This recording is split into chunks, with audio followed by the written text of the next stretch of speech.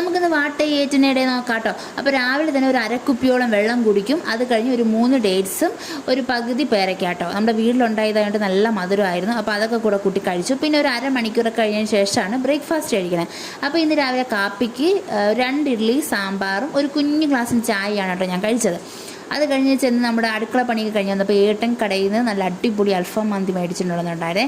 അപ്പോൾ അതൊക്കെ കൂടെ കൂട്ടി സലാഡൊക്കെ വെച്ച് നല്ല അടിപൊളിയായിട്ട് കഴിച്ചപ്പോഴത്തേക്കും എൻ്റെ ലല്ലു അപ്പോൾ പിന്നെ നഴ്സറിയിൽ നിന്ന് വരാനുള്ള ടൈമൊക്കെ ആയിട്ടോ.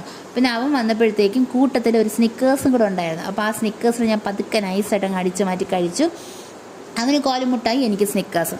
അപ്പോൾ അതൊക്കെ കഴിച്ച് കഴിഞ്ഞപ്പോൾ പിന്നെ വൈകിട്ടായി. പിന്നെ നമ്മുടെ ചായയും ഒരു ഗോതമ്പ് ബ്രെഡാണ് കേട്ടോ, അതുകൂടെ കൂട്ടി ചായക്ക് കഴിച്ചു. പിന്നെ രാത്രി ഉച്ചക്കത്തെ ചോറിരിപ്പുണ്ടായിരുന്നേ. അങ്ങനെ സാമ്പാറും മീൻ കറിയും വറുത്തതും തോരനും പപ്പടമൊക്കെ വെച്ചിട്ട് നല്ല അടിപൊളിയായിട്ട് നമ്മുടെ ഡിന്നർ 7-7:30 മണിയായപ്പോൾ കഴിച്ചു തീർത്തു. അപ്പോൾ അത്രയേ ഉള്ളൂ. അടുത്ത വീഡിയോയിൽ കാണാവേ. Tata bye, see U.